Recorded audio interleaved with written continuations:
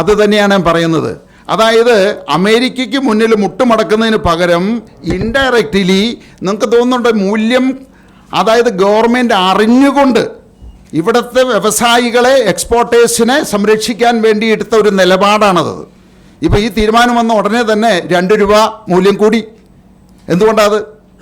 അപ്പോൾ അത് ഇൻഡയറക്റ്റായിട്ട് ഗവൺമെൻറ് എടുത്തൊരു നിലപാടാണത്. ഇത് ചൈനയും എടുത്തിട്ടുണ്ട്, കംബോഡിയയും എടുത്തിട്ടുണ്ട്, വിയറ്റ്നാമും എടുത്തിട്ടുണ്ട്, എല്ലാ രാജ്യങ്ങളും എടുക്കുന്നുണ്ട്. ഇങ്ങനെയുള്ള സന്ദർഭങ്ങളിൽ അവരുടെ രാജ്യത്ത് നിന്നുകൊണ്ട് രൂപയെ ഡിപ്രിഷ്യേറ്റ് ചെയ്യാൻ അനുവദിച്ചുകൊണ്ട് ഇൻഡയറക്റ്റായിട്ട് വ്യവസായികളെ സംരക്ഷിക്കുന്ന ഒരു നയം. അതിലെന്താ തെറ്റ്? അത് നല്ലതല്ലേ? അത്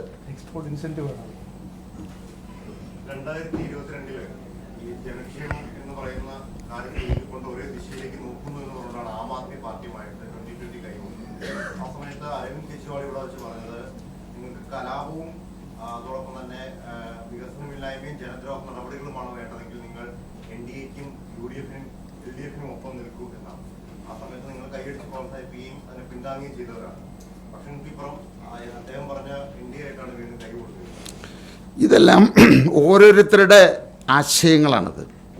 ഇപ്പോൾ ഈ കലാപം, NDA എന്ത് കലാപം ഇവിടെ ഉണ്ടാക്കിയത്?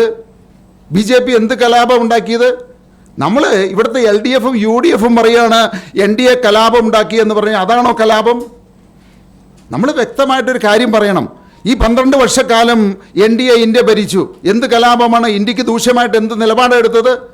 ഞാൻ ഓർക്കുന്നുണ്ട്, ഈ 12 വർഷം മുമ്പ് വിദേശങ്ങളിൽ സഞ്ചരിക്കുമ്പോൾ നമ്മളെ ഇന്ത്യ ഒരു ദരിദ്ര രാജ്യമായിട്ടാണ് കരുതിയിരുന്നത്. ഇന്ത്യക്കാരൻ എന്ന് പറയുമ്പോൾ പുച്ഛത്തോടെ നോക്കിയിരുന്ന കാലമുണ്ട്. തല കുനിച്ച് ഞങ്ങൾ നിന്നിട്ടുണ്ട്. ഇന്ന് ആ സ്ഥിതി മാറി. ഇന്ന് ഇന്ത്യക്കാരൻ എന്ന് പറയുമ്പോൾ മോഡിജി ഫസ്റ്റ് പറയുന്ന പേരാണത്. അവർ പറയുന്ന ഇന്ന് നമ്മുടെ തല ഉയർത്തി നിൽക്കാം അന്തസ്സോടെ. ഇന്ത്യ ലോകത്തിൽ തന്നെ ഒരു ശക്തിയായി മാറി. ഇന്ന് അമേരിക്കൻ പ്രസിഡന്റ് ട്രംപ് കഴിഞ്ഞാൽ ലോകം അറിയപ്പെടുന്ന നേതാവ് ആരാണത്? ഇന്ത്യൻ പ്രധാനമന്ത്രി മോഡിജിയാണത്. വേറൊരു നേതാവുണ്ടോ? റഷ്യൻ പ്രസിഡന്റിനെ പറ്റി പറയുന്നുണ്ടോ? യൂറോപ്യൻ പ്രധാനമന്ത്രിയെ പറ്റി പറയുന്നുണ്ടോ? ചൈനീസ് പ്രധാനമന്ത്രിയെ പറ്റി പറയുന്നുണ്ടോ? അപ്പോൾ ഇന്ന് ലോകത്തിൽ തന്നെ അറിയപ്പെടുന്ന, അല്ലെങ്കിൽ ഏറ്റവും കൂടുതൽ ചർച്ച ചെയ്യപ്പെടുന്ന ഒരു നേതാവായിട്ട് ഇന്ത്യൻ പ്രധാനമന്ത്രി മാറി എന്ന് പറഞ്ഞു കഴിഞ്ഞാൽ ഇന്ത്യ ലോകത്തിൻ്റെ മുന്നിൽ എത്രത്തോളം അതിൻ്റെ യശസ് ഉയർത്തി, അതിന് പിന്നിൽ ആരാണ് പ്രവർത്തിച്ചത് എന്നുള്ളത് വ്യക്തമാണ്. അല്ലാതെ കേജ്രിവാൾ പറയുകയാണ് NDAക്കാർ കലാപം ഉണ്ടാക്കുന്നവരാണ്. അതല്ല അതിൻ്റെ ആശയം.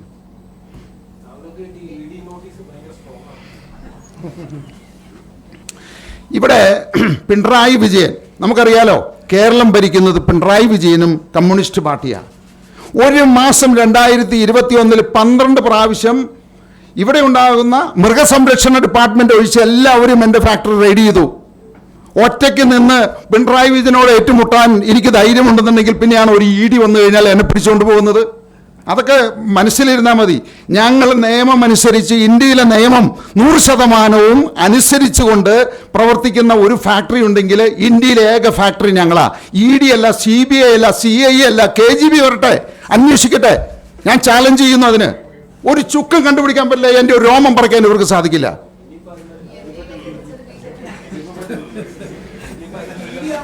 ഇതിലേ നിങ്ങളൊരു കാര്യം ശ്രദ്ധിക്കണം. ഒരു കാര്യം, നിങ്ങൾ ഇപ്പോൾ NDA എന്ന് പറഞ്ഞു കഴിഞ്ഞാൽ ഇത് ഞാൻ തെറ്റ് ചെയ്തിട്ടുണ്ടെങ്കിൽ വ്യക്തമായിട്ടുള്ള തെളിവുകളോടെ നിങ്ങൾ കോടതിയെ സമീപിക്കുക. ഇവിടെ ഹൈക്കോടതി ഉണ്ടല്ലോ, സുപ്രീം കോടതി ഉണ്ടല്ലോ. നിങ്ങൾ തെളിയിക്ക്. എൻ്റെ ഭാഗത്തു നിന്ന് ഏതെങ്കിലും ഫെമ വയലേഷൻ അല്ലെങ്കിൽ EDയുടെ സാമ്പത്തിക വയലേഷൻസ് ഏതെങ്കിലും ചെയ്തിട്ടുണ്ട് എന്ന് നിങ്ങൾ തെളിയിക്ക്.